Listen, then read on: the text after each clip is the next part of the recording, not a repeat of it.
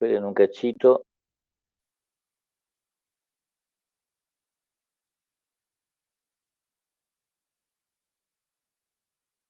Les decía que la teoría de Immanuel Wallerstein se basa en esta noción que es la de economía mundo, y entonces dentro de esa noción definíamos lo que era un mundo, que era un espacio heterogéneo, este, espacio que por sus conexiones internas vamos a decir que conforma un sistema. Ahí estoy grabando, ¿no? Y ese espacio heterogéneo del que decimos que es un sistema, este, está en el caso de una economía mundo conformado por una división del trabajo, y esta división del trabajo, ¿sí?, no es una división equitativa del trabajo, sino es una división desigual. Dentro de esa división desigual son claves para Wallerstein estas nociones,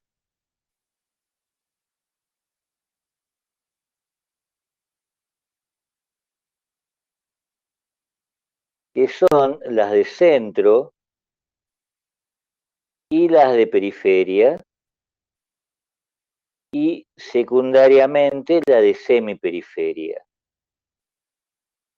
Y les decía que en principio la noción de centro corresponde, la noción de centro y la noción de periferia deben usarse como adjetivos que se predican de los productos y de los procesos productivos, este, o de los procesos de circulación. De los productos, vamos a decir que son centrales cuando están al abrigo de la competencia. De los productos, vamos a decir que son periféricos cuando son competitivos. La posibilidad, al igual tomando la idea de Brodel, la posibilidad de que haya acumulación, supone que los productos centrales y los procesos de producción o circulación centrales son, están al abrigo de la competencia, y como están al abrigo de la competencia, pueden generar procesos de acumulación extraordinaria. Estos procesos de acumulación que Brodel consideraba como propios del contramercado. Entonces podríamos decir brevemente que los productos centrales conforman un contramercado. Los productos periféricos, por el contrario, son productos competitivos, es decir, no conforman monopolios, no están al abrigo de la competencia, y por lo tanto la acumulación que generan es relativamente baja, no incluyen este, dentro de su realización capitalista, no dan lugar dentro de su realización capitalista a procesos de acumulación significativos. La clave para esta diferencia entre productos protegidos y por lo tanto monopólicos o oligopólicos, es decir, al abrigo de la competencia, y productos competitivos, por lo tanto no protegidos y por lo tanto dentro de un mercado competitivo, se encuentra en que los productos centrales están protegidos, y solo pueden estar protegidos la instancia que los protege, la institución que los protege, la agencia que los protege es el Estado. Y el Estado se desenvuelve dentro de un sistema interestatal en donde hay otros estados, y algunos de esos otros estados no cuentan con la fuerza suficiente dentro del sistema interestatal para proteger sus propios productos. Y por lo tanto, ¿sí? Los productos que se generan en esos territorios son periféricos. ¿Se entiende esto? ¿Hay alguien que no me entienda?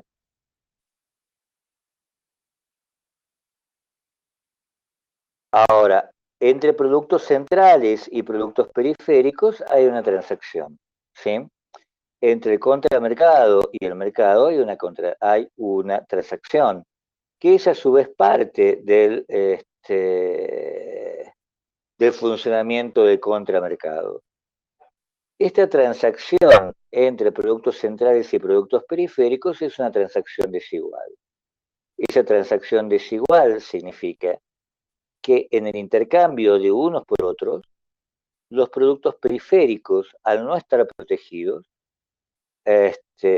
deben pagar la protección, deben pagar el precio político, el precio protegido de los productos centrales. Y por lo tanto, parte de la acumulación capitalista realizada en las empresas que producen productos periféricos es transferida a las empresas que producen productos centrales. En otros términos, ¿sí? La acumulación generada por los productos centrales no solo cuenta con la plusvalía generada en las propias empresas, sino también cuenta con la transferencia de plusvalía, de plus trabajo, de plusvalor, generada en las empresas periféricas. ¿Se entiende esto?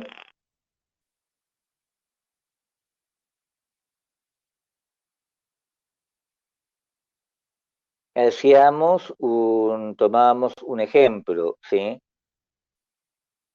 Muy de sentido común, que correspondía a esto que todos nosotros sabemos, que podemos identificar fácilmente un conjunto de empresas proveedoras de tecnología, ¿sí? Precisamente el hecho de que las podamos identificar fácilmente muestra el carácter protegido de los productos y de las empresas, es decir, el carácter monopólico u oligopólico implicado en esta protección. Y no podríamos hacer otro tanto con las empresas productoras de grano, con las empresas productoras de alimentos o con las empresas productoras de textiles. Este, Porque son tantas, ¿sí? Y no la podemos enumerar. Esta enorme cantidad de empresas de un lado y esta pequeña cantidad de empresas del otro, nos muestra bastante bien que en unas este, el proceso de intercambio se desarrolla en un contexto competitivo, mientras en otras el proceso de intercambio se desarrolla en un contexto protegido. Obviamente, la protección, ¿sí? Les decía, corresponde al Estado, ¿sí? El Estado aquí protege productos y por lo tanto el Estado establece relaciones con las empresas, relaciones de protección con las empresas, ¿sí? Garantizando la acumulación, garantizando que la superioridad de estas empresas frente a empresas potencialmente competidoras. ¿Me entienden esto?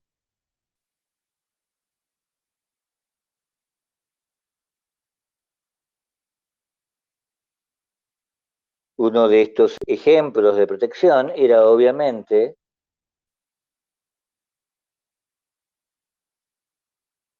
¿no es cierto?, la ley de patentes, ¿sí?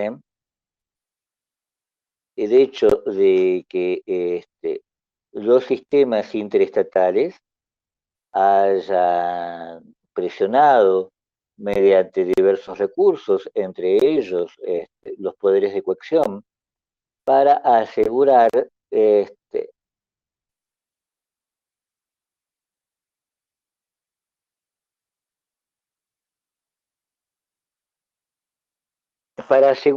la compra, ¿sí?, de estos productos y el respeto a las organizaciones de protección, por ejemplo, patentes, de las que gozan estos productos. ¿Me entienden esto?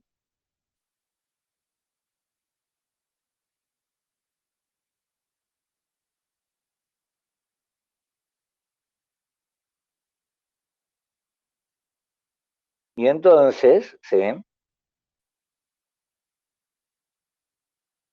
Maximiliano me pide que vuelva a explicar. No sé desde cuándo, Maximiliano.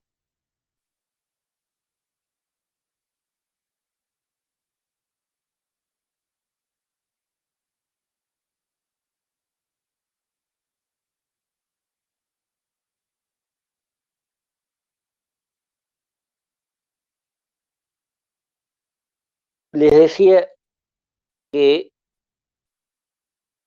los estados han movilizado sus poderes, entre ellos el poder de coacción,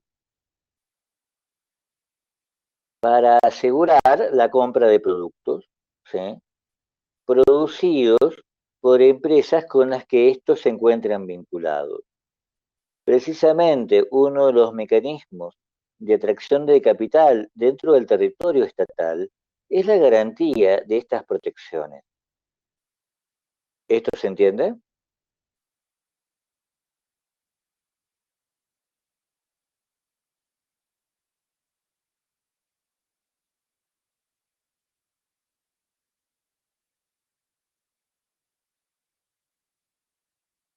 Las presiones internacionales, por ejemplo, interestatales, referidas a leyes de patentes, ¿sí?, las presiones interestatales para disuadir a determinados estados respecto de la producción de productos potencialmente competitivos, son buenos ejemplos de ello. ¿Me entienden esto? Esto ha pasado muchas veces en el siglo XX,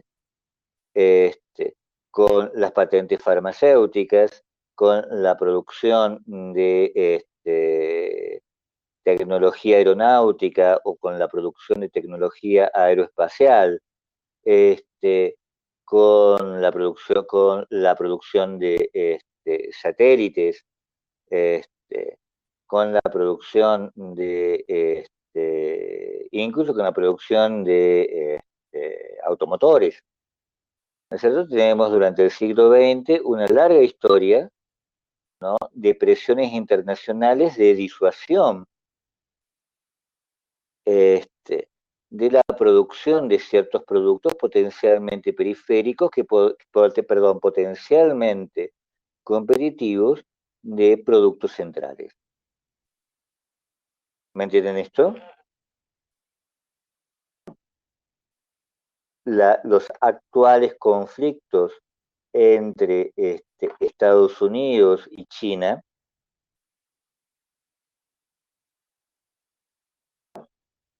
son también ejemplos del apoyo de los estados o de la movilización de los poderes estatales para defender, para proteger productos y empresas. ¿Me entienden?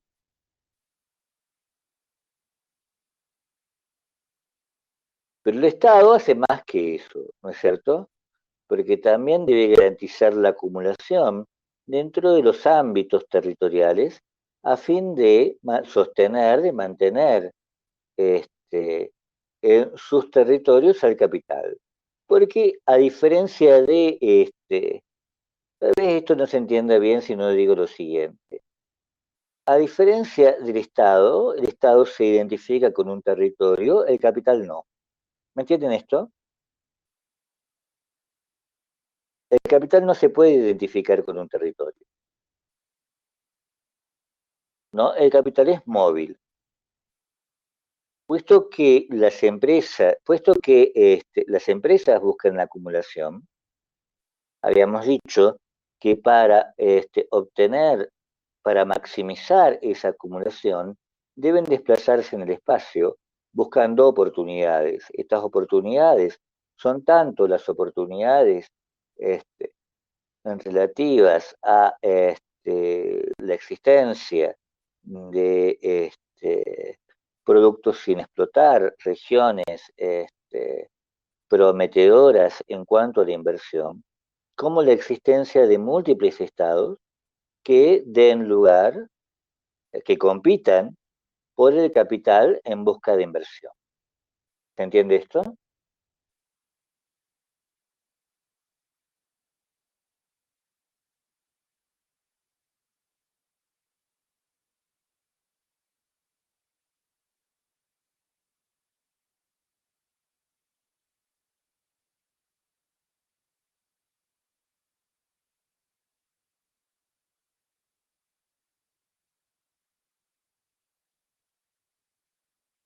Parte de las políticas estatales de los últimos años están vinculadas a prometer protección, a garantizar los procesos de acumulación para atraer capital. ¿Se entiende esto? Porque recuerden eso entonces, el capital es móvil, el Estado no lo es. Entonces, se deben establecer, no al contrario, Maximiliano dice, lastimosamente la pandemia jugó en contra. No, al contrario, la pandemia jugó a favor de la movilidad del capital.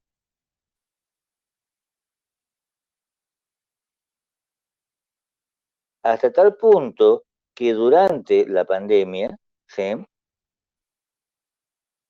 Una de las cosas que pueden resultar más sorprendentes, ¿sí?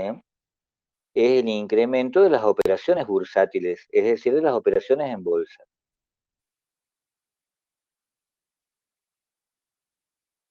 Porque puesto que la pandemia ha dificultado la instalación territorial del capital, el capital en busca de inversión, ¿sí? Buscó otras operaciones, ¿sí? Habrán visto, por ejemplo, el crecimiento, el incremento de las operaciones en criptomonedas. Otras en desmedro, ¿sí? De otras operaciones territorialmente fijas, ¿sí? Como los bonos del tesoro.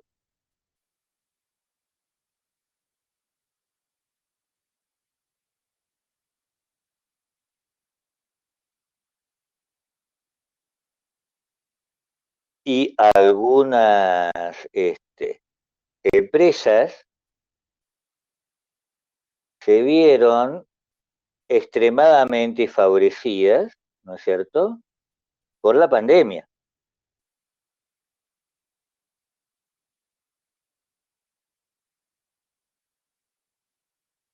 Vamos a ver el final, ¿sí? De las pymes, ¿sí?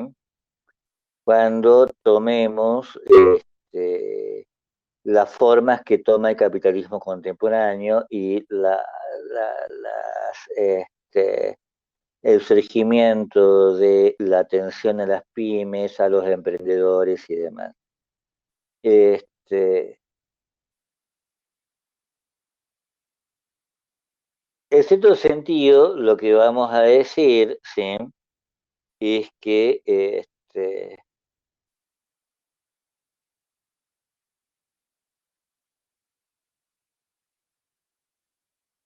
su importancia no está en el proceso de acumulación, ¿sí?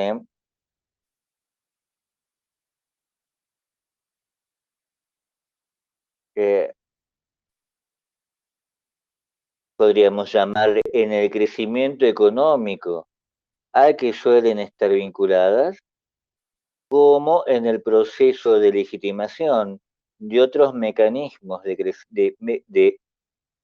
el proceso de legitimación de procesos de acumulación más extensos, ¿sí? este, a que no prestamos atención. ¿Sí? Pero esto no lo van a poder entender en este momento, pero que para eso necesitaríamos ver un poco cuál es la lógica de la acumulación en el mundo contemporáneo. Así que te debo la respuesta, Maximiliano. Les decía entonces que la pandemia también fue ventajosa para un conjunto de empresas que también se vieron beneficiadas por una atracción del capital prácticamente sin precedentes. Este, así que la cosa no es no es ni mucho menos, ¿no? Un detenimiento, una detención, un congelamiento, le podríamos llamar así, porque no sé si las otras palabras existen o no, de la economía, ¿sí? Sino una exacerbación de un movimiento de capitales que existía previamente. Bien, ¿todo esto se entiende? Se tiene esta diferencia entonces, el capital se mueve, el territorio no. Para atraer capitales al territorio, los estados entonces prometen mecanismos de protección dentro del sistema interestatal, pero también deben garantizar la acumulación al interior del territorio. En parte, ¿sí? Un aspecto muy importante de esas garantías a la acumulación dentro del territorio prometida por el Estado es el control del trabajo, sea como disciplinamiento, ¿sí? O como legitimidad. ¿Me entienden esto?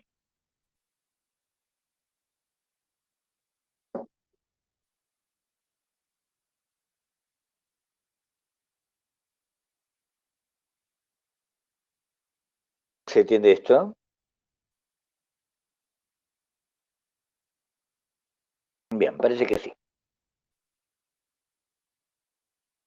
Y en ese sentido, sí, los estados más exitosos en ofrecer ambos tipos de protección tienen todas las posibilidades de retener el capital durante cierto tiempo, no para siempre, nunca para siempre, en su territorio. Y con ello, ¿sí? Expandir una serie de procesos estatales y procesos poblacionales que hacen que los terminemos identificando como centro. Dentro de esos procesos estatales está el propio crecimiento del Estado. Dentro de esos procesos poblacionales está la cuestión del empleo y las garantías, ¿sí? A largo plazo que va a tener ese empleo, que van a tener esos trabajadores, garantías que tienen que ver, por ejemplo, en principio con su formación, con su educación, luego con su estabilidad y más tarde con los gastos sociales, las garantías anejas al trabajo, como por ejemplo la jubilación, ¿sí? Este, asociado a todo eso también una serie de infraestructuras públicas vinculados a los procesos de urbanización, etcétera. Es decir, este, estos mecanismos de atracción al capital del Estado para el capital van a ir incorporando todos estos aspectos, ¿sí? Incluyendo ofrecerle de capital, ofrecerle a la acumulación, la, los trabajadores más educados, los trabajadores más formados, la, los trabajadores más eficaces, los técnicos e ingenieros con mayor preparación, etcétera, etcétera, etcétera.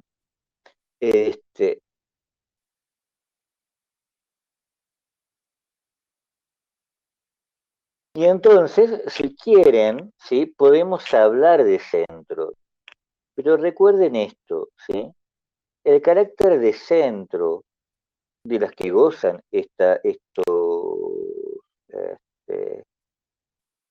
estos territorios por su éxito en la atracción del capital es tan efímero, ¿no es cierto?, como los procesos de monopolio, es tan efímero o tan durable o tan duradero como los procesos de monopolio, como los procesos de protección que pueden garantizar. De allí que en cuanto a los centros, como veremos este, posteriormente, que en relación con los centros hayan ido modificándose a lo largo de la historia, ¿no es cierto? Hayan pasado del Mediterráneo a la costa occidental de Europa, ¿sí? Sobre todo a los puertos españoles y portugueses. De los puertos españoles y portugueses, el centro ha pasado a los puertos de las Provincias Unidas, es decir, a Ámsterdam. De Ámsterdam ha pasado posteriormente a los puertos, a los puertos y, y las ciudades industriales de Inglaterra. De las ciudades industriales de Inglaterra ha pasado a la costa este de Estados Unidos. ¿Me entienden esto? Los centros, los centros atractivos para el capital, los centros que ofrecen garantías para el capital, ¿sí? No han sido los mismos a lo largo de toda la historia del capitalismo. Y por lo tanto, ¿sí? En relación con eso, no solo tenemos centros y periferias, sino también semiperiferias. Las semiperiferias son resultado, ¿sí? De este movimiento de circulación del capital entre estados. Y por lo tanto, las semiperiferias resultan, por la decadencia de los excentros, ¿sí? De las ex regiones exitosas en atraer el capital, ¿sí?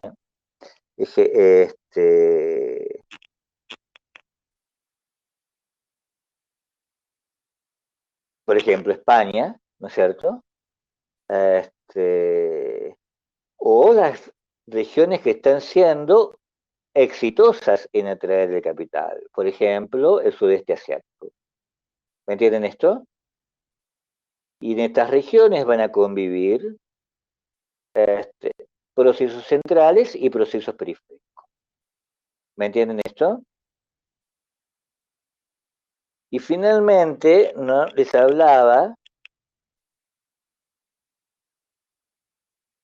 de las dos dinámicas del capitalismo. Las dinámicas cíclicas vinculadas a los ciclos de Kondratiev, ¿sí?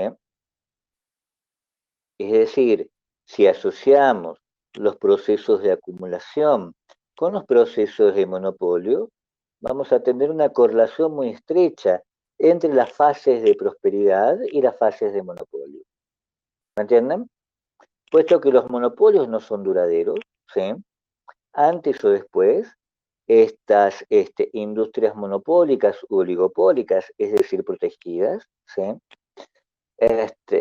Van a ver disminuida la acumulación por los procesos de competencia.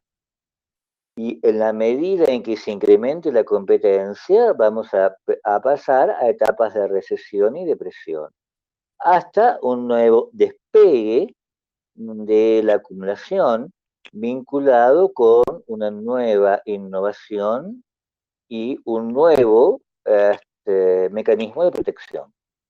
¿Me entienden esto?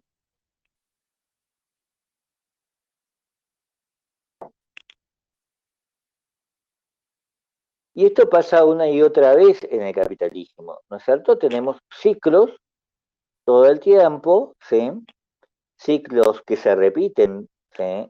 Sistemáticamente, de prosperidad y depresión.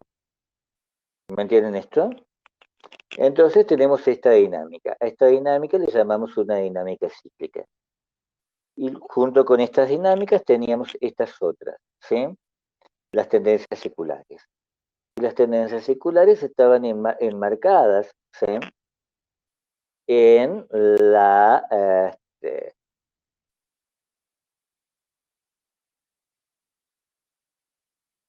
la acumulación capitalista, ¿sí?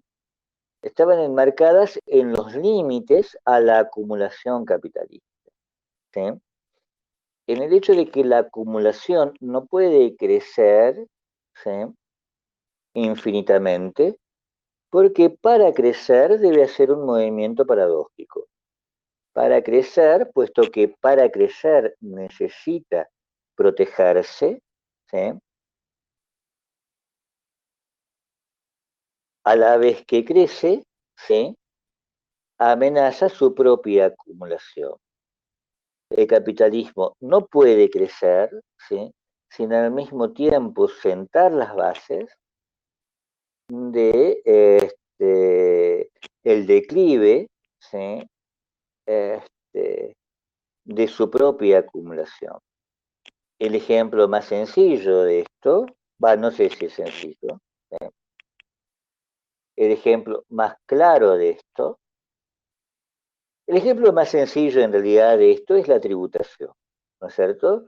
El capitalismo necesita del Estado, pero a su vez el Estado, para poder existir, necesita de incrementos de tributación. Entonces, todo incremento de acumulación lleva aparejado un incremento en la tributación. Finalmente, es la propia existencia del Estado la que amenaza el crecimiento de la acumulación. ¿Me entienden esto?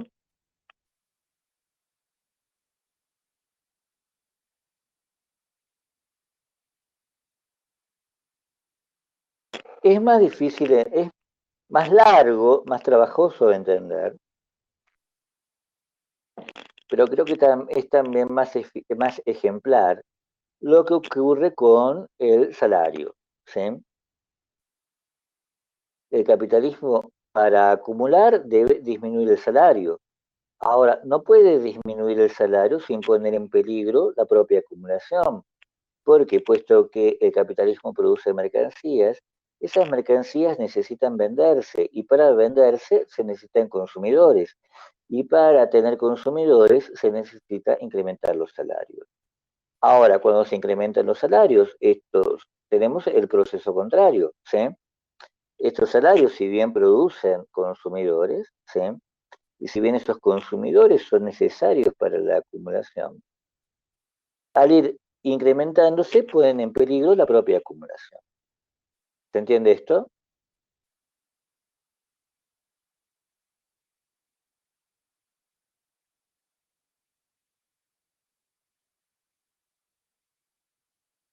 Ahora, la estrategia del capitalismo frente a estos límites, ¿sí?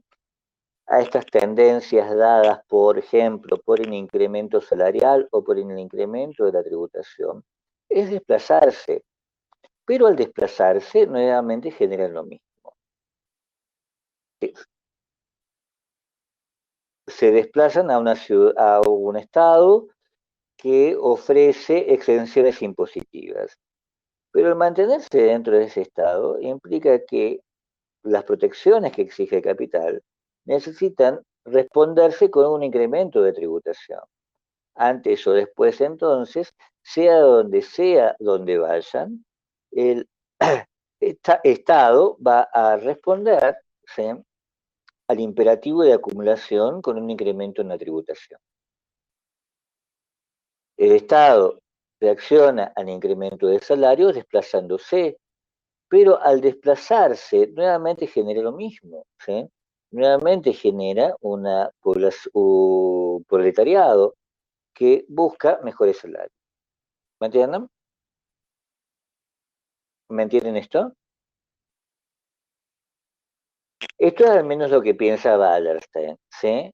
Yo no estoy tan seguro de esto. Después discutiremos esta dinámica cuando estemos casi en la última unidad y veamos cómo el capitalismo, ¿sí?, se ha ido desplazando hacia el sudeste asiático, cómo el capital se ha ido desplazando hacia el sudeste asiático, ¿sí? Y las respuestas del sudeste asiático este, al incremento salarial, ¿no es cierto?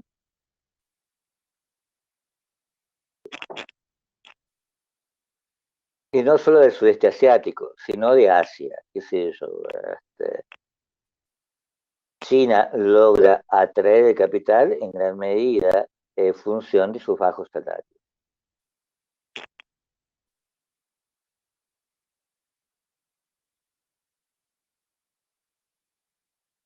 La pregunta de si el capitalismo incrementará los salarios en China es una pregunta cuya respuesta aún está abierta.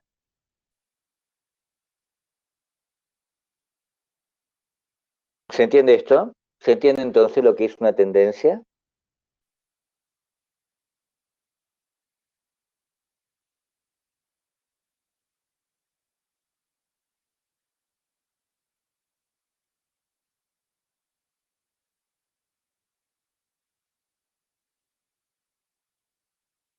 Y finalmente,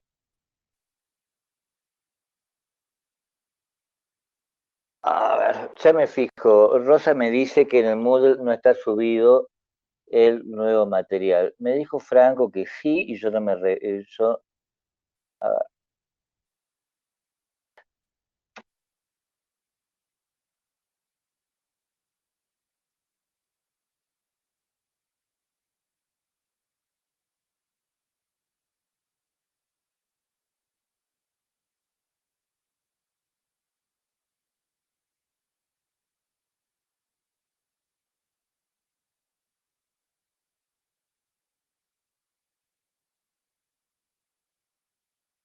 bien, tienen razón chicos, no está, ahora lo subo.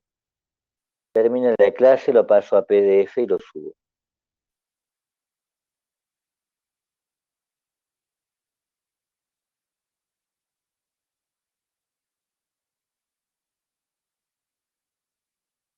Ahora, bien, entonces vamos con este señor, con Charles Tilly. ¿Qué es lo que dice Charles Tilly? Charles Tilly dice que tenemos que considerar, ¿no es cierto?,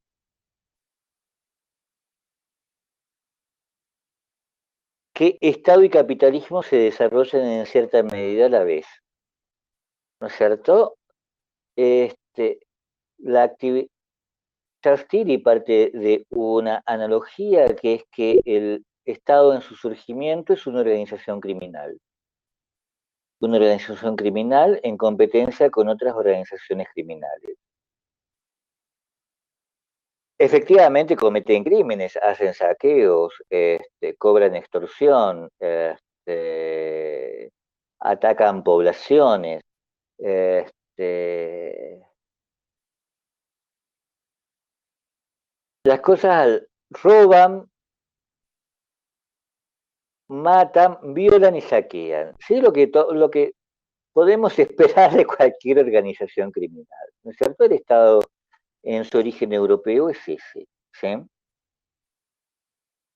Ahora, estas organizaciones criminales deben controlar el territorio, ¿sí? Y para controlar el territorio deben recurrir, ¿no?, a la guerra, porque deben neutralizar sus rivales dentro y fuera del territorio, ¿sí?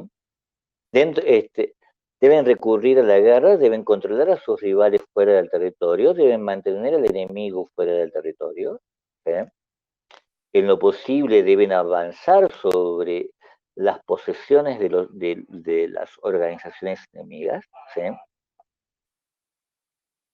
Deben eliminar o neutralizar los rivales dentro del territorio, lo que significa construir el Estado, ¿sí?, construir una organización que ordene, ¿sí?, que al eliminar a los rivales ordene ese territorio, y no pueden hacer esto sin operaciones de extracción, porque la guerra y la construcción del Estado son caras, ¿no es cierto? La guerra y la construcción del Estado exigen armas, exigen personas, ¿sí? Exigen fortificaciones. Por lo tanto, el Estado debe extraer impuestos, ¿sí? Debe extraer impuestos que pueden tener formas extorsivas. Eso es prácticamente lo que menos nos importa. Lo que más nos importa, ¿sí? Es que la operación de extracción al mismo tiempo extiende el Estado, ¿no es cierto? Activa, amplía todavía más la construcción del Estado y por lo tanto es necesaria más extracción.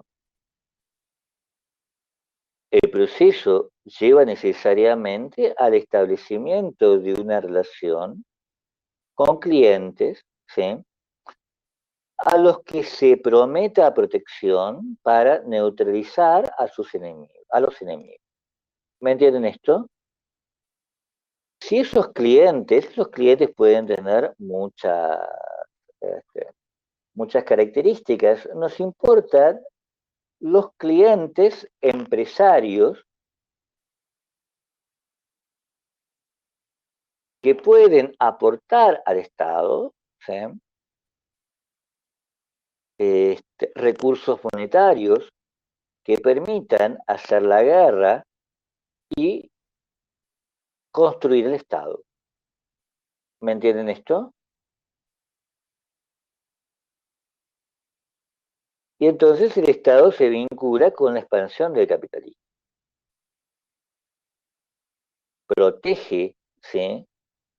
Esa expansión del capitalismo.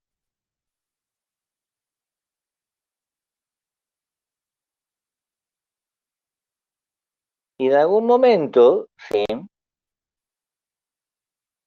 Los beneficios de la protección, para algunos, son más significativos que la tributación, ¿no es cierto? Y en ese sentido, ¿sí?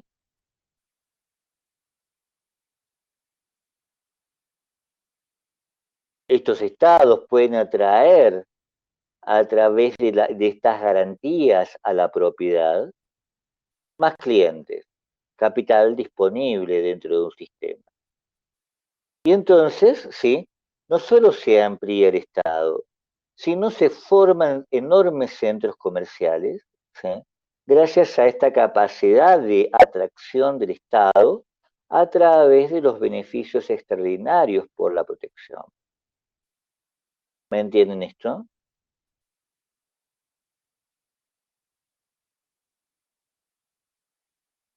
En ese sentido, el Estado exitoso en garantizar la acumulación, en garantizar beneficios extraordinarios respecto de los competidores por protección, constituye enormes emporios comerciales.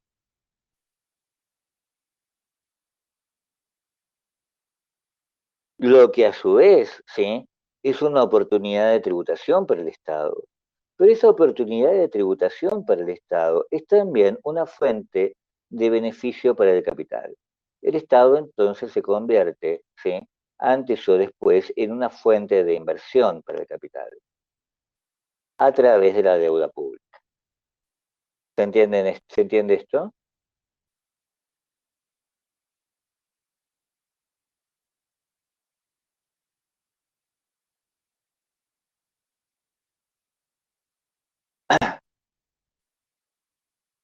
Puesto que estos estados no existen aisladamente, sino dentro de un sistema interestatal, puesto que estos estados están garantizando los procesos de acumulación a través de actividades comerciales, ¿sí?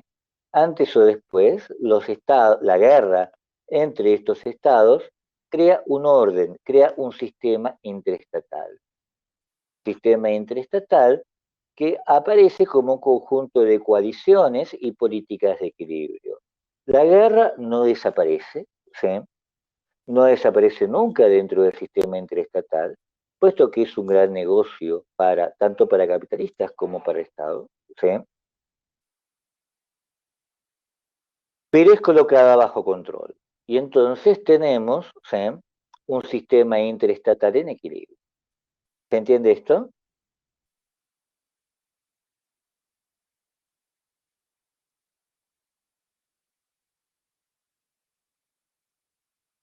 Y ahora quería ver,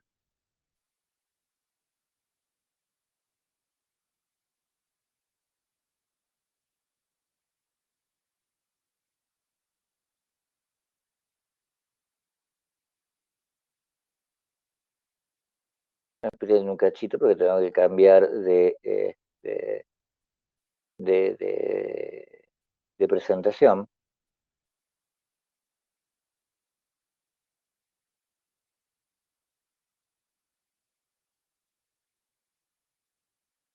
El problema del espíritu, del capitalismo como espíritu, ¿sí?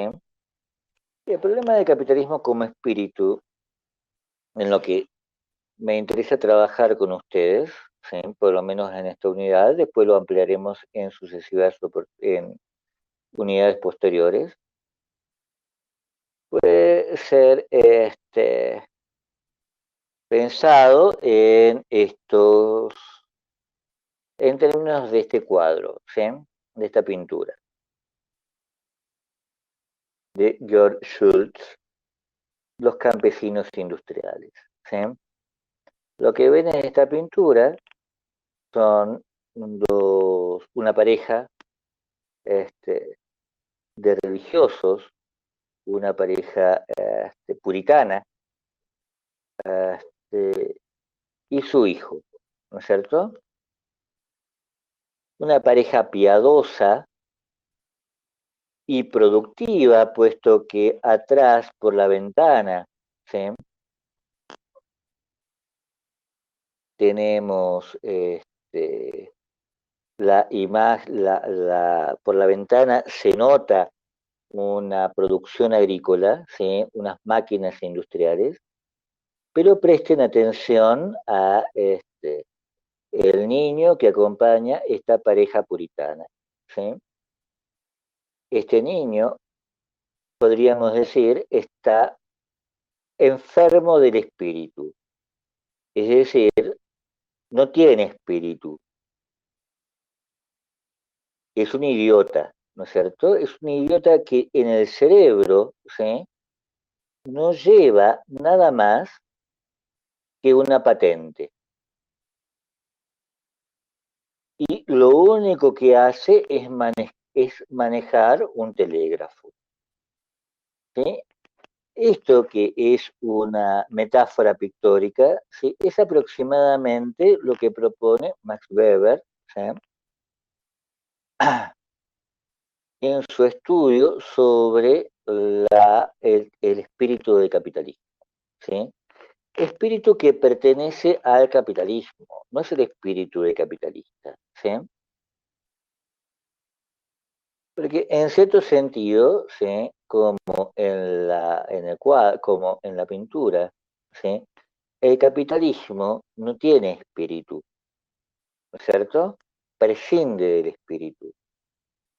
Es un orden, recuerdan esta noción de Marx, ¿sí? Es un orden cósico, es un orden fetichista, es una relación entre objetos, ¿sí?, no un espíritu, ¿sí?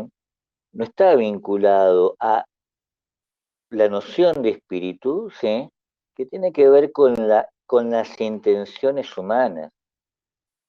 El capitalismo, en cierto sentido, prescinde de las intenciones humanas y nos vuelve, en cierto sentido, a todos más o menos como este niño, autómatas que manejan máquinas y que por lo tanto ya no precisan de un alma. ¿Entienden esto?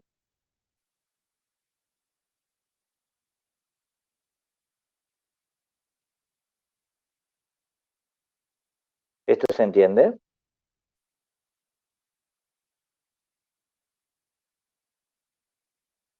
La noción de espíritu es una noción bien interesante, ¿sí? Que surge en una corriente filosófica que se llama el neocantismo alemán.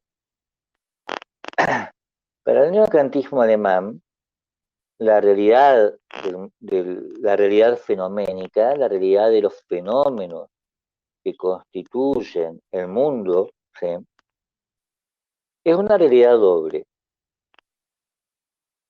Hay fenómenos que son ajenos al espíritu, que son los fenómenos de la naturaleza.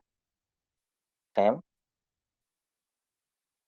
Los fenómenos de la naturaleza son estudiados por ciencias especiales que se encargan, ¿no? Que buscan la formulación de leyes, este, de regularidades a las que la naturaleza obedece. Y diferente de estos fenómenos y de estas ciencias de la naturaleza, están los fenómenos y las ciencias del espíritu, que tienen que ver con la humanidad, con lo humano y con lo característico de lo humano, que es la historia y la cultura, ¿sí? Incluyendo, obviamente, dentro de la cultura, el arte. ¿Sí? El arte, la literatura, la política, la economía, todas las creaciones humanas, ¿sí? Son creaciones del espíritu, es decir, son creaciones intencionales de los seres humanos. No ocurrirían si no hubiera actores con intención de producirlas. Y esas intenciones que tienen los creadores humanos varían de época en época, son históricas. Y en cada época, ¿sí? Son típicas, ¿sí? Conforman una época, es decir, son culturales.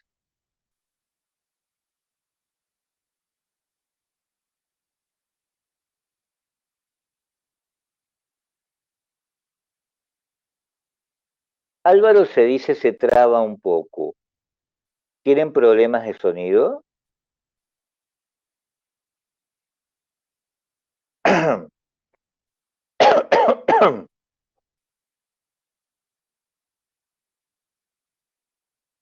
Les decía entonces, el neocantismo alemán va a diferenciar dos tipos de fenómenos, ¿sí? Con sus ciencias asociadas. Los fenómenos ajenos al espíritu, que son los fenómenos naturales, en donde las ciencias donde las ciencias de la naturaleza buscan establecer leyes. Daniela me dice que se escucha, todos me escuchan con problemas.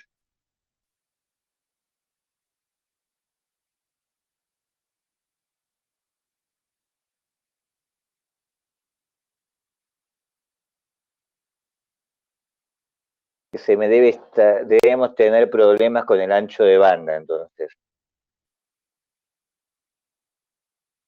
Voy a tratar de hablar más pausado, pero no puedo hacer otra cosa.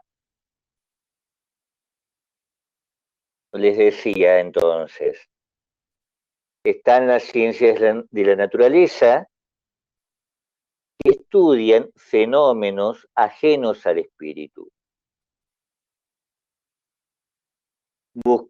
Estudian fenómenos objetivos que existen sin intervención humana y que obedecen a leyes que nadie ha formulado. ¿Me entienden esto? La ley de gravitación universal, la ecuación general de los gases, no están, no están formuladas en realidad, ¿sí? No importa que el ser humano las haya formulado como teorías científicas, importa más bien, ¿sí? Que es la naturaleza la que tiene un comportamiento regular, sin el cual esas leyes no podrían existir. ¿Me entienden? Y la regularidad de la naturaleza no corresponde a nadie. ¿Me entienden? Corresponde al ordenamiento del cosmos.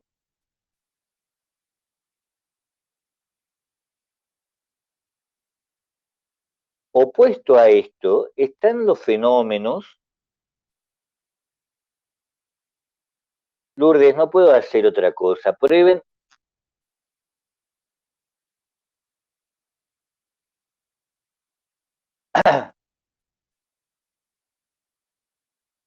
Les diría que prueben entrar y salir de la reunión y volver a entrar. En una de esas nos funciona mejor. ¿Me entienden? Lourdes, proba salir y volver a entrar.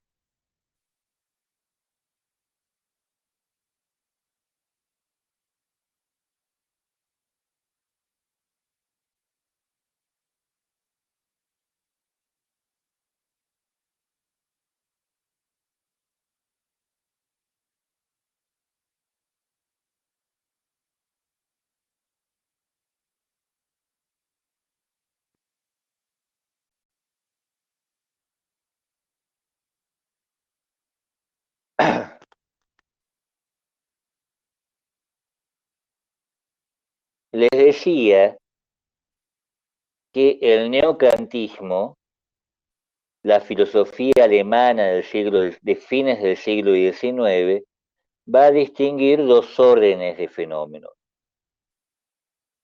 Unos son los fenómenos naturales, estudiados por la ciencia de la por las ciencias naturales, por las ciencias de la naturaleza, que buscan básicamente explicar, y explicar remite a la formulación de leyes que son posibles porque la naturaleza misma es regular. La naturaleza misma está llena de regularidades. La naturaleza misma es un orden.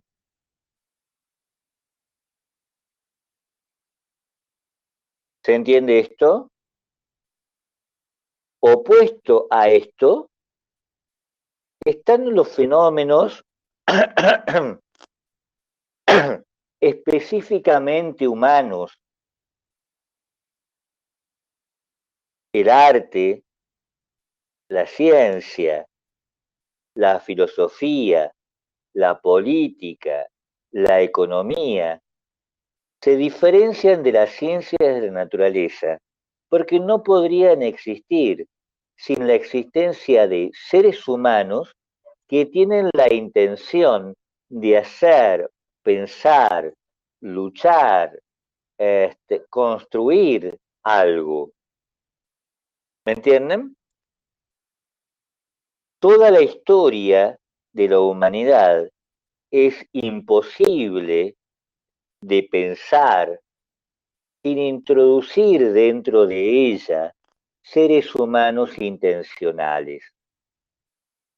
Esa intención, ¿sí?, de los seres humanos es lo que entendemos por espíritu, ¿sí?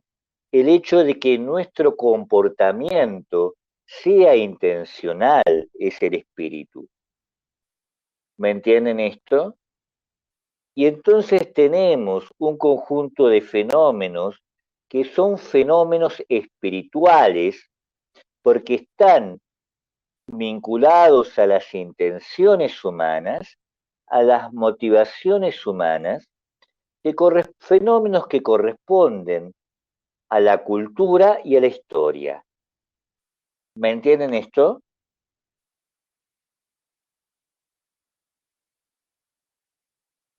¿Me entienden esto? ¿Hay alguien que esto no me entienda?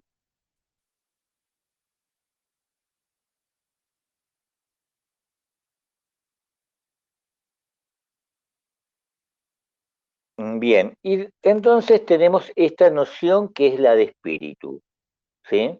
Atilio, vos no me entendés. Atilio me dice que no entiende. La noción de espíritu remite al carácter intencional del comportamiento humano. La obra de arte, las revoluciones, las guerras,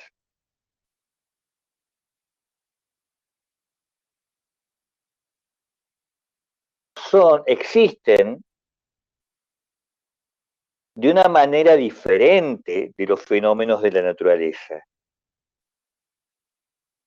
Existen porque hay seres humanos que tienen la intención de hacer arte, de hacer la guerra, de vender, comprar cosas, de construir máquinas, etcétera, de escribir literatura, de contar cuentos folclóricos,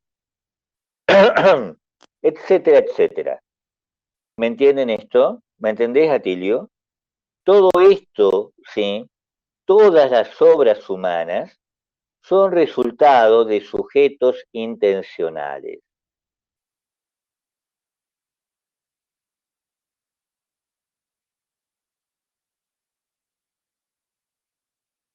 Esto es el espíritu, ¿sí? El espíritu corresponde a la intencionalidad humana. En tanto, esa intencionalidad es propia de una historia y de una cultura. ¿Se entiende esto?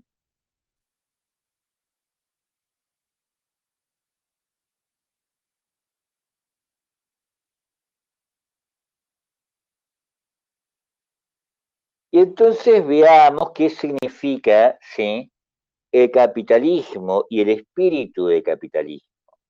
¿Qué es el capitalismo para Weber? El capitalismo para Weber, ¿sí?, está vinculado con una noción que es un poco complicada, ¿sí?, que es la noción de racionalidad.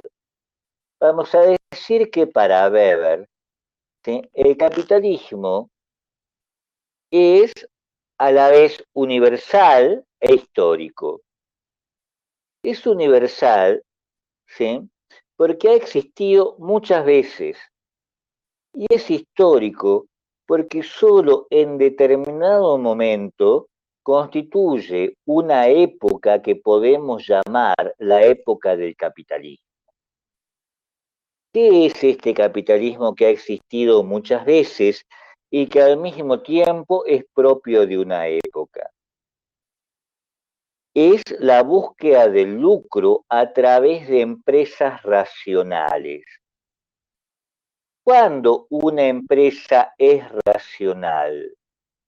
Una empresa es racional cuando puede tomar, cuando depende, ¿sí?, cuando la búsqueda del lucro depende de una serie de operaciones que podemos llamar reflexivas, que podemos llamar sopesadas, pensadas, meditadas, ¿sí?, de manera tal que el lucro pueda ser sistemático y que estas empresas puedan saber con mayor o menor certidumbre cuándo obtienen lucro y cuándo no obtienen lucro. Y esto obviamente depende de que estas empresas puedan estimar el capital, los ingresos y los egresos. ¿Me entienden esto? Es decir, que estas empresas puedan estimar su patrimonio, calcular cuánto invierten y calcular cuánto pueden obtener, cuál puede ser sus ingresos brutos y sus ingresos netos resultado de la inversión. ¿Se entiende esto?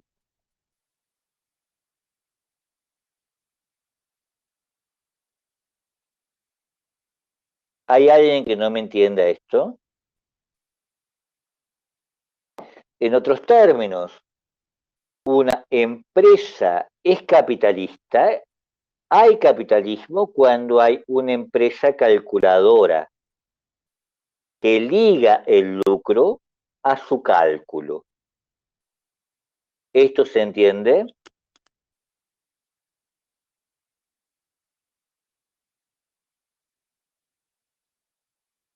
¿Hay alguien que no me entienda esto? Y esto no se pueden olvidar, esto no lo pueden dejar de lado, ¿sí? Para que haya capitalismo es necesario una empresa.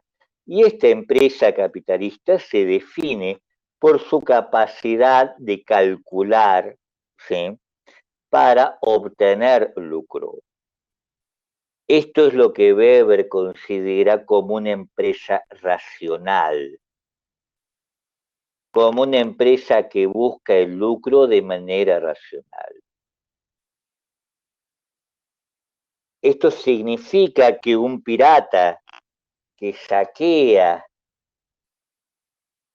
cuando puede no es una empresa capitalista. ¿Me entienden esto? Que un bandido que asalta,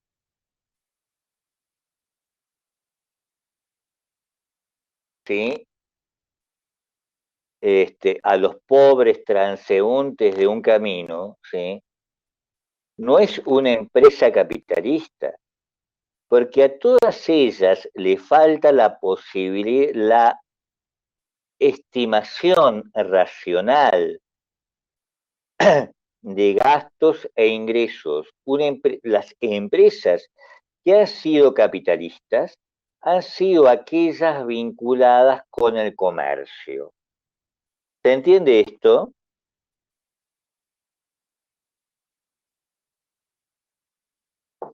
¿Me entienden esto?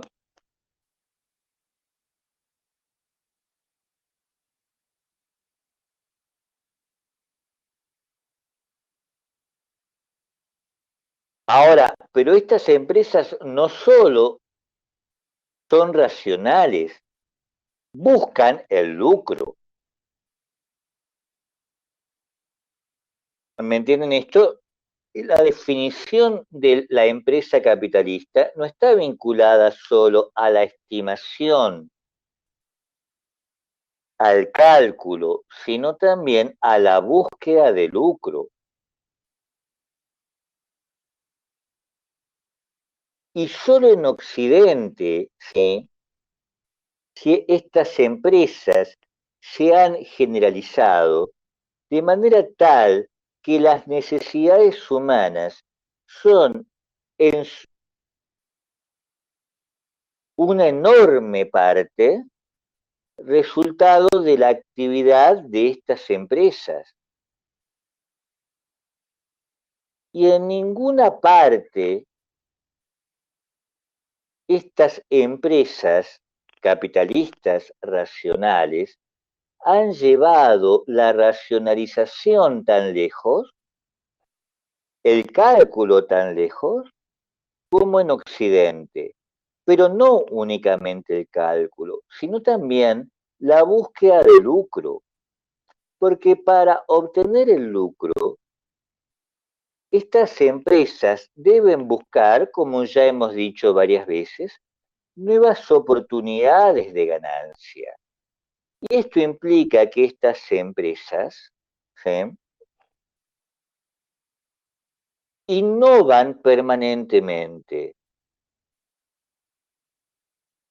innovan técnicas, ¿sí?, es decir, modifican los procesos productivos, generan nuevos productos, ¿sí?, buscan en el entorno nuevas oportunidades de lucro y por lo tanto, como resultado de todo esto, esto, estas empresas, ¿sí? La actividad de estas empresas ha tenido como resultado un proceso que solo en Occidente ha alcanzado, ¿sí? Un proceso que no se ha visto en ningún otro lado como en Occidente, el proceso de destradicionalización, ¿sí? Porque el consumo ha dejado de ser tradicional, la producción deja de ser tradicional, el comercio deja de ser tradicional, el trabajo deja de ser tradicional. ¿Me entienden? Estas empresas entonces están transformando todo el tiempo, ¿sí? A sí mismas y a su entorno, incluyendo el trabajo. ¿Me entienden esto? ¿Hay alguien que no me entienda esto?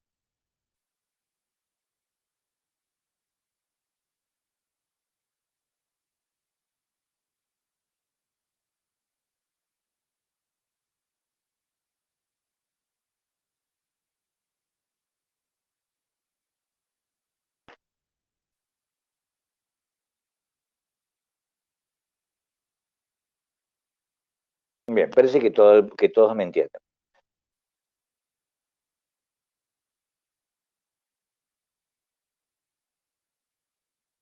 Y entonces con la búsqueda racional del lucro, en la búsqueda racional del lucro, en Occidente, impulsada por las empresas, pero también porque en Occidente se dan otros procesos igualmente racionales, que no me interesa hablar, profundizarlos, se van generando otros factores que brindan a la empresa capitalista oportunidades de lucro.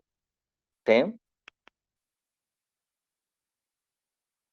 Mecanismos para atraer el capital, por ejemplo. Es decir, solo en Occidente se desarrollan mercados bursátiles. Mecanismos de crédito a los cuales, mecanismos de crédito a los que la empresa puede recurrir para obtener capital. ¿Sí? Y todos estos y estos factores, un mercado bursátil, el desarrollo de mecanismos de crédito, el desarrollo de una oferta de mecanismos financieros de búsqueda del lucro, no dependen solo de la empresa, han dependido también del Estado, del desarrollo de un Estado racional. ¿Sí? ¿Qué es un Estado racional? Un Estado basado en leyes y un Estado basado en un cuadro administrativo cu- cuyo trabajo sea la ejecución de las leyes. Y este derecho y Estado racional lo que han hecho es generar para estas empresas un ámbito de previsibilidad en el que puedan surgir, en el que puedan realizar sus cálculos de coste y beneficio. ¿Me entienden? ¿Se entiende esto? Solo en Occidente, entonces, se ha dado este abanico que es la empresa, el contexto en el que la empresa se desarrolla y el Estado que hace posible ese contexto en el que la empresa se desarrolla. Y solo en Occidente, dice Weber, se ha desarrollado otro aspecto. Solo en Occidente han existido una capa muy grande de desposeídos que vendan su fuerza de trabajo, porque estos desposeídos son los que posibilitan el cálculo exacto del capital, el cálculo exacto de lo que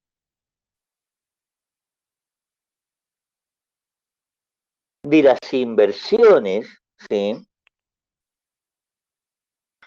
De los ingresos brutos y de los ingresos netos.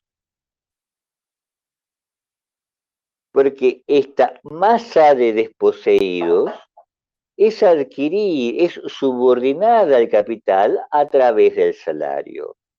Y el salario, como solo es una masa monetaria, puede ingresar directamente al cálculo del capital.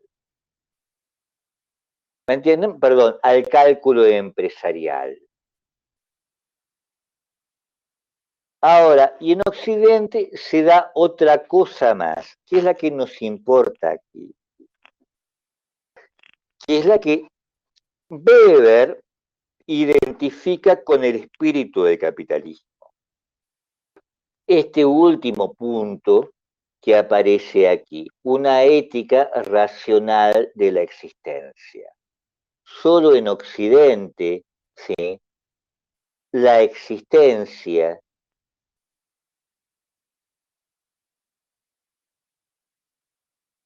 adquiere una racionalidad tal que todos nosotros llevamos una vida metódica, una vida racionalmente regulada. Es decir, todos nosotros nos levantamos, ¿sí? Nos ponemos a trabajar, paramos un momento para comer, después seguimos trabajando, ¿sí? Después salimos del trabajo, cenamos, puede ser que tengamos un poco de tiempo para divertirnos una hora, para entretenernos una hora, y luego nos vamos a dormir porque al día siguiente tenemos que volver a trabajar. ¿Me entienden? Nuestra vida es una vida rutinaria basada en normas racionales. ¿Me entienden esto?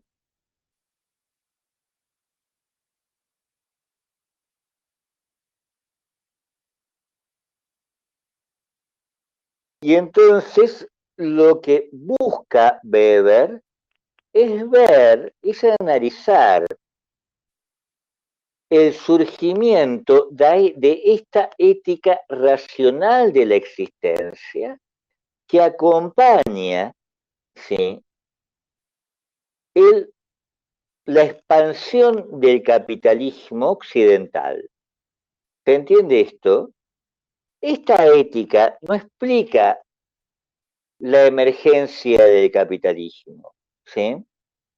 Pero esta ética explica que el capitalismo en Occidente tenga tal grado de penetración que incluso termine organizando nuestra vida cotidiana.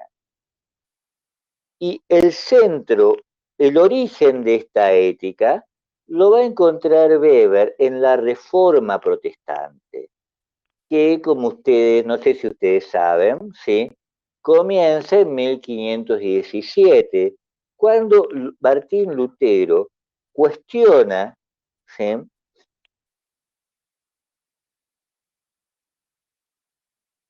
La Iglesia, la Iglesia Vaticana, cuestiona, ¿sí?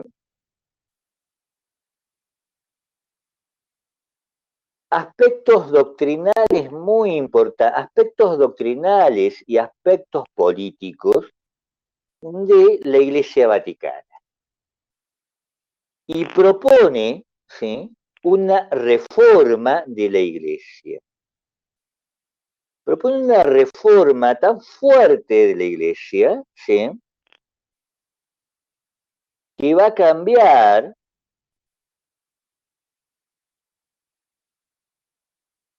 la forma de devoción de los fieles en Occidente. incluyendo la forma de devoción de los fieles católicos. ¿Me entienden? Es, aunque seamos cristianos, ¿sí? Aunque seamos católicos, somos en parte el resultado de la reforma protestante de Lutero, ¿sí? Lutero va a transformar, ¿en qué sentido Lutero va a transformar la, la religión cristiana? En el sentido de que para todos nosotros, ¿sí? La fe es algo íntimo. ¿Me entienden? Es algo que no corresponde completamente al ritual, sino que corresponde a una devoción íntima que llamamos fe. ¿Sí? Esto es el resultado de la reforma. Pero como resultado de la reforma va a ocurrir algo más. Y ese algo más es lo que permite a Max Weber deslindar lo que es el espíritu del capitalismo. Y este deslinde preliminar del espíritu del capitalismo, Weber lo va a encontrar en este moralista y científico protestante norteamericano, que es Benjamin Franklin. ¿Qué es lo que va a decir Benjamin Franklin? Esto, el tiempo es dinero, ¿sí? Quien podría ganar 10 chelines por día con su trabajo y se dedica a pasear la mitad del tiempo o quedarse ocioso en su habitación, aunque destine tan solo 6 peniques para su esparcimiento, no debe calcular solo esto. En realidad son 5 chelines más los que ha gastado, o mejor, desperdiciado. ¿Me entienden esto? ¿Entienden lo que está diciendo Benjamin Franklin?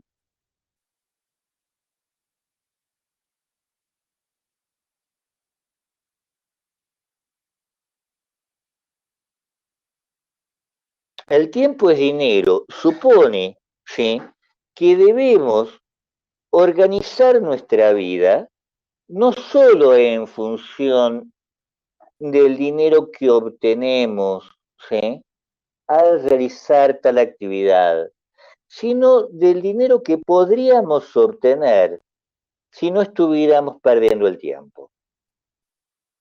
¿Me entienden esto?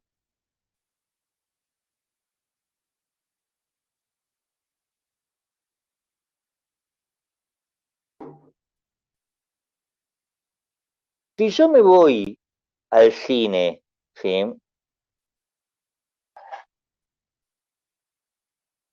¿cuánto tiempo, cuánto dinero he perdido? ¿Únicamente el que he gastado en el cine?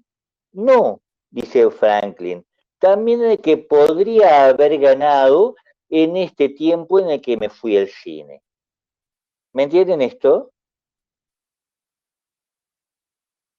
Y esto significa algo muy importante. Toda la vida para Benjamin Franklin debe estar organizada en función de las actividades económicas que son las que nos brindan, ¿sí?, las que nos generan lucro. ¿Se entiende esto? ¿Hay alguien que no me entiende esto?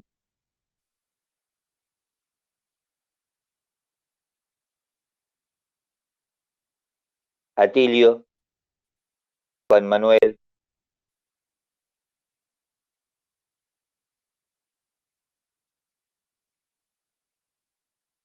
¿Qué más dice Benjamin Franklin?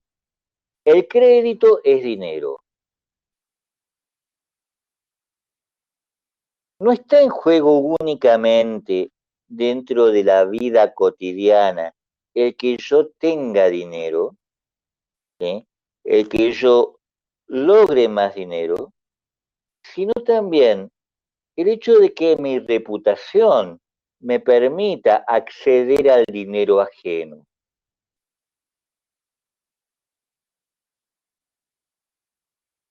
¿Me entienden esto?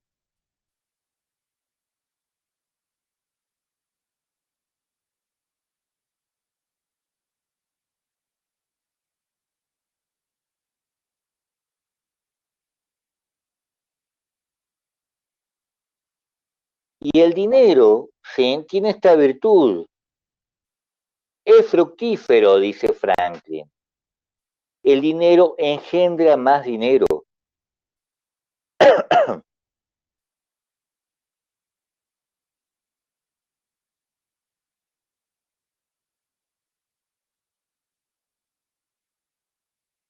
Y esta idea de dinero más dinero, dinero fértil, reputación, crédito, se transforman para Franklin en elementos éticos, en la laboriosidad, esto que llamamos el hombre trabajador, ¿sí?,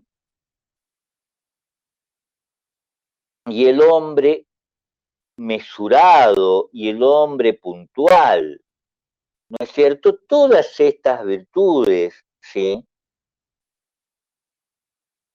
asociadas a la búsqueda de dinero, son virtudes éticas. ¿Se entiende esto?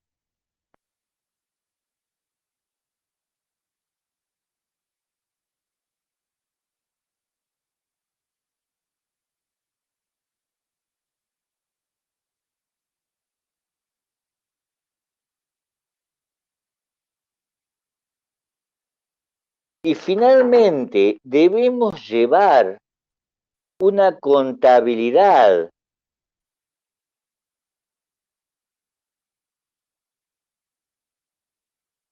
de nuestra vida cotidiana, esto que hacemos, que hemos visto que debíamos hacer, que se suponía que debíamos hacer en la corriente neoclásica en tanto consumidores racionales, es previo al surgimiento de esta corriente neoclásica lo que lleva, lo que propone Benjamin Franklin como virtud ética. ¿Me entienden esto? La contabilidad pormenorizada de nuestra vida cotidiana, que es lo que nos permite el ahorro y por lo tanto lo que nos permite nuestra proyección hacia el futuro. ¿Me entienden esto? ¿Esto se entiende?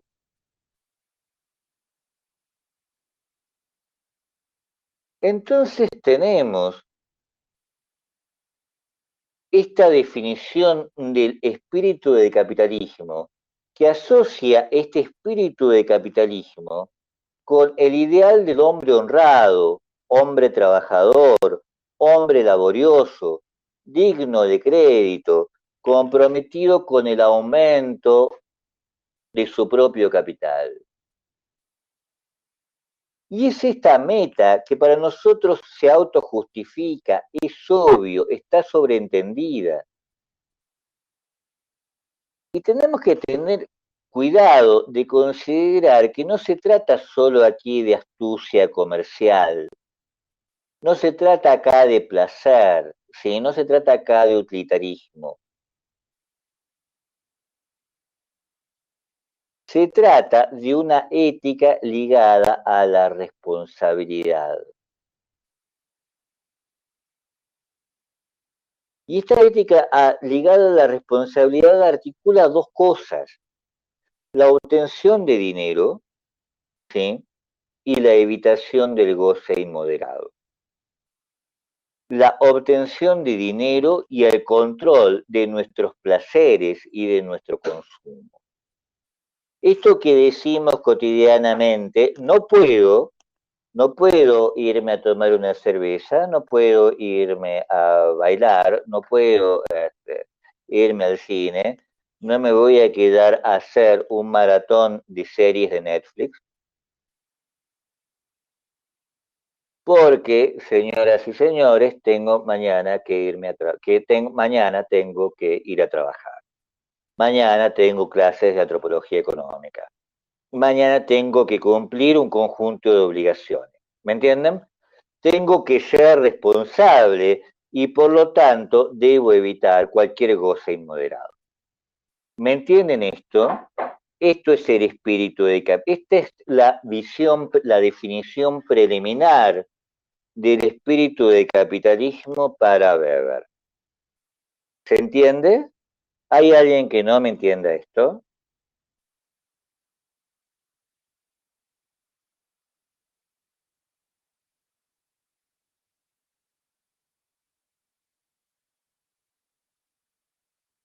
Volvamos entonces. Priscila me dice que no entendió. Entonces,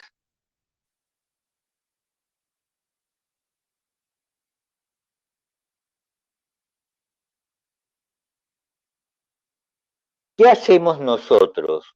¿Qué hacemos nosotros? ¿Qué hacemos todos nosotros? Todos nosotros, más o menos, ¿sí? Vivimos pendientes del reloj. Todos nosotros vivimos pendientes de nuestros gastos. Todos nosotros vivimos pendientes, ¿sí?, de nuestras responsabilidades. Todo sí, eso que acabo de decir, ¿sí? Reloj, gastos, responsabilidades, ¿qué hacen de nosotros? Sujetos responsables. ¿Me entendés, Priscila?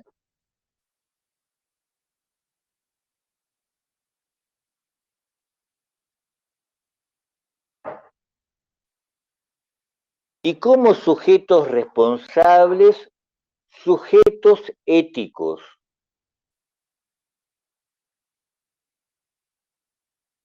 Y si estamos pendientes del reloj, si estamos pendientes de nuestras obligaciones, si estamos pendientes de nuestros gastos, somos honrados.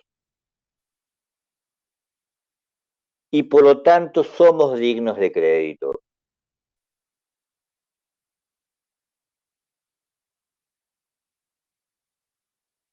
¿Me entienden esto? Y por lo tanto estamos comprometidos con el aumento, no sé si de nuestro propio capital, pero sí con el aumento, con el proyecto de incremento de nuestros propios ingresos. ¿Me entienden esto?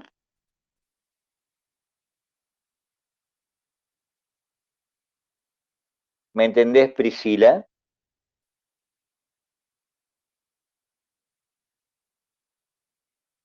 Esto es lo que sostiene Franklin.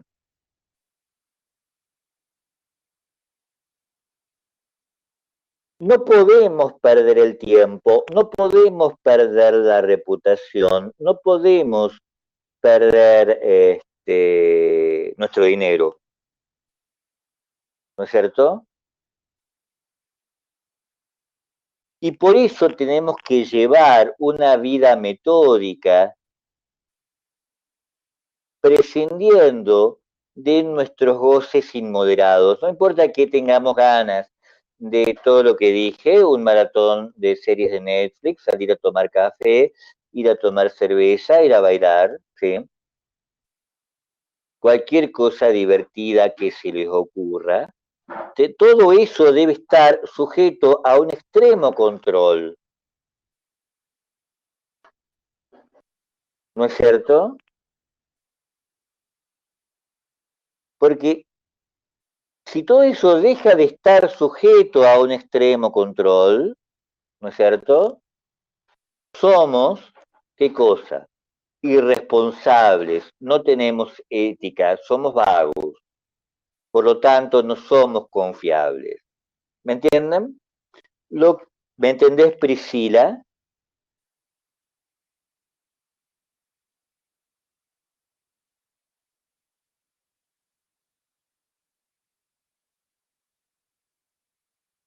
El capitalismo se ha basado, ¿sí?, en muchas instituciones previas, pero llegado a un punto puede apoyarse en esta vida metódica que impulsan los antecesores de Franklin, los reformistas religiosos, para hacer, ¿sí?,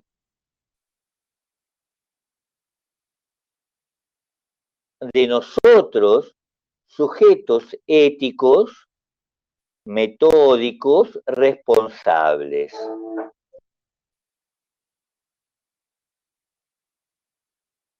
¿Me entienden esto?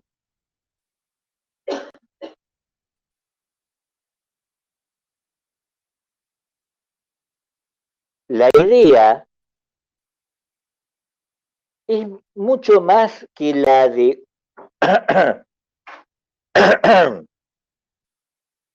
la de un obrero. Rosa me dice, si no somos confiables no podemos entrar en la lógica del capitalismo, ya que necesita obreros disciplinados. Pero la idea de obrero disciplinado parece estar limitada al trabajo, ¿sí? Cuando Marx piensa en el disciplinamiento del proletario, piensa en un obrero, ¿sí?, que cumpla con su trabajo. Lo que dice Weber excede el ámbito del trabajo. Lo que dice Weber es que somos disciplinados, debemos ser, para pertenecer a la lógica del capitalismo, debemos ser disciplinados en toda nuestra vida. Toda nuestra vida se halla, aunque, aunque ustedes no se den cuenta de ello, ¿sí?, aunque no nos podamos dar cuenta de ello, ¿sí?, toda nuestra vida se halla bajo una disciplina estricta, ¿me entienden? En donde controlamos nuestros gastos, en donde controlamos el tiempo en donde controlamos el tiempo que asignamos a todas nuestras actividades, en donde controlamos nuestros goces, en donde controlamos, ¿sí?, este, todo el tiempo que dormimos, ¿sí?, el tiempo que pasamos con nuestros amigos, con nuestras familias, ¿sí?, con nuestras parejas, ¿no es cierto?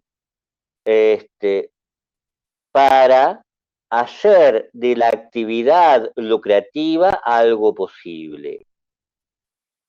¿Me entienden? En cierto sentido, toda nuestra vida se halla organizada alrededor de esa actividad lucrativa. ¿Se entiende esto?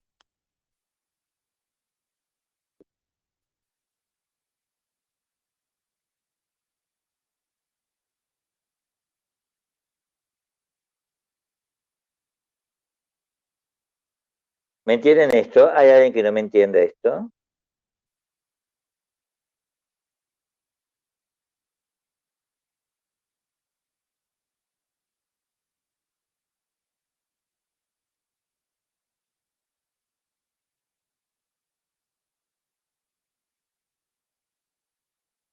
Entonces les decía, toda nuestra vida se halla organizada, toda nuestra vida debe ser sistemática y toda nuestra vida entonces debe estar organizada a través del reloj y a través del presupuesto, ¿sí?,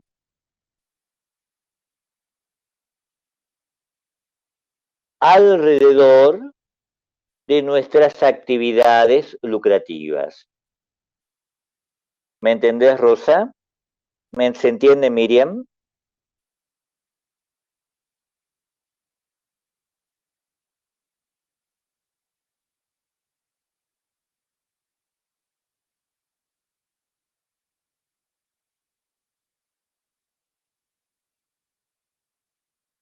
Y esto para cualquier hombre que no pertenezca al capitalismo sería absolutamente irracional, ¿no es cierto? Porque si preguntáramos, ustedes, ¿para qué están acá a las 8 de la mañana, de 8 a 10? ¿Qué es lo que van a responder? Para poder trabajar, ¿no es cierto? ¿Por qué están acá de 8 a 10? Para el día de mañana poderse levantar y laburar de 8 a 6 de la tarde. Y comprarse un auto para poder llegar temprano y para poder laburar de 8 a 6 de la tarde.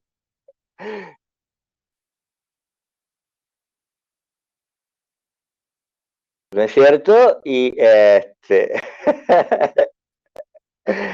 salir y llegar a su casa y descansar para nuevamente subirse a su auto y llegar a su trabajo y laborar de 8 a 6.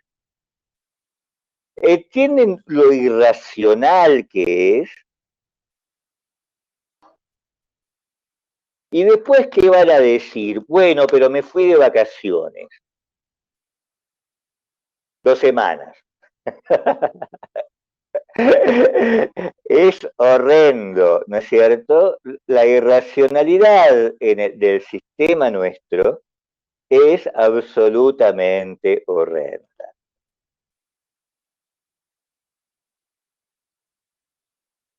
Exactamente, ¿sí? Y lo que dice Rocío, y trabajar el doble para mantener el auto y pagar las deudas. ¿Me entienden?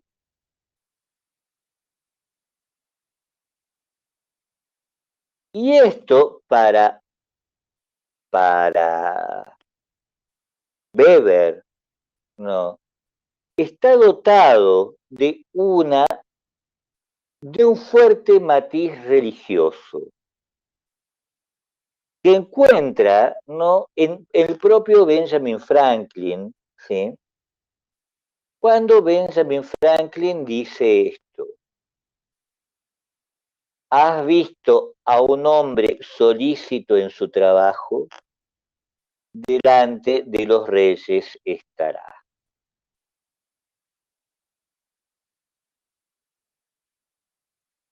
¿Me entienden? Este hombre, ¿sí?, que trabaja y solo piensa en trabajar y organiza su vida para trabajar, está dotado, ¿sí?, es un hombre, ¿sí?, esta idea en realidad debe tener para Weber una matriz religiosa, porque todavía en nosotros conserva el matiz religioso. ¿Me entienden? El hombre trabajador es el hombre honrado. ¿Me entienden esto?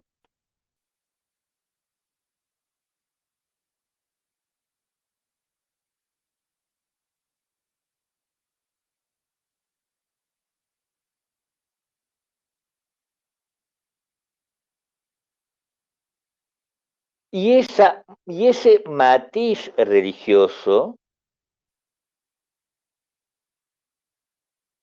lo entendemos en una palabra que todavía para nosotros tiene el doble significado religioso y secular, que es la palabra vocación. Porque vocación la utilizamos en relación con la elección, que no es una elección, sino una llamada del sacerdote, ¿no es cierto? La vocación sacerdotal es una llamada por Dios, ¿no es cierto? Es una llamada que Dios hace al sacerdote. ¿Me entienden esto?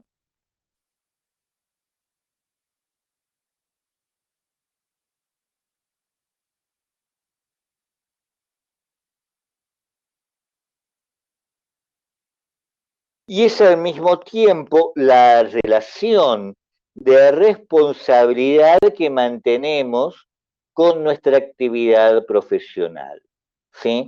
La idea de profesión-vocación. La profesión-vocación, ¿sí? Esta idea del deber profesional, de la vocación profesional, de la llamada a la profesión, y la evitación del goce inmoderado conforman la ética capitalista.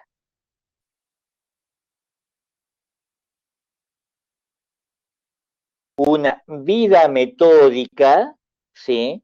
Muy extraña, porque esta vida metódica, la profesión, vocación, es decir, este deber que tenemos, ¿sí? Este deber autoimpuesto, autosostenido, del cumplimiento de las obligaciones profesionales, este compromiso emocional, ético que tenemos con nuestro trabajo, ¿sí? Junto con el goce inmoderado, perdón, junto con la evitación del goce inmoderado, es lo que conforma la ética capitalista. Perdón, no la ética capitalista, la ética del capitalismo. Está mal puesto. La ética es del capitalismo. Porque si yo digo que es del capitalista, estoy metiendo la pata, porque no estoy refiriéndome únicamente al propietario de los medios de producción. No sé qué parte, ya repetí, Miriam, ¿qué parte querés que repita? Les decía, la profesión, el deber profesional, el compromiso ético con la profesión y el goce inmoderado y la evitación del goce inmoderado es lo que conforma la ética del capitalismo, el espíritu del capitalismo.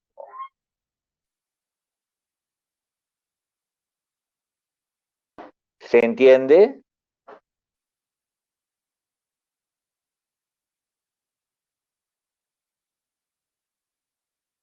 Y esto constituye nuestra vida metódica, nuestra vida metódica cotidiana.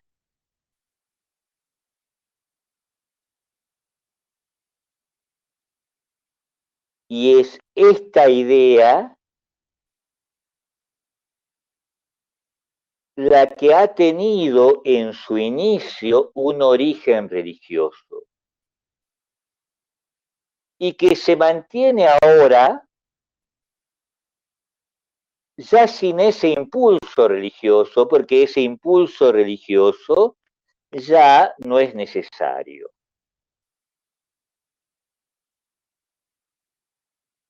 Bien, y ahí terminamos, ¿sí?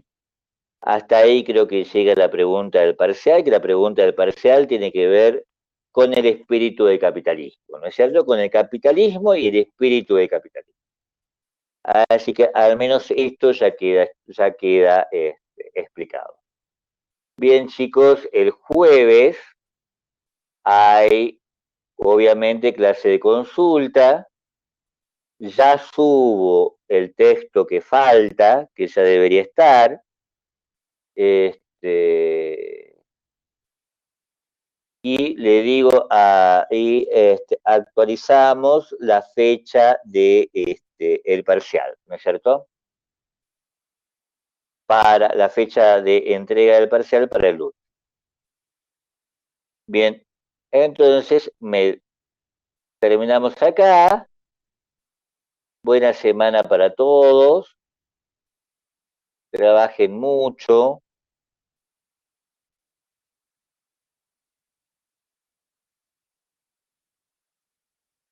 Y si no entienden algo, tienen el jueves y el viernes para preguntar.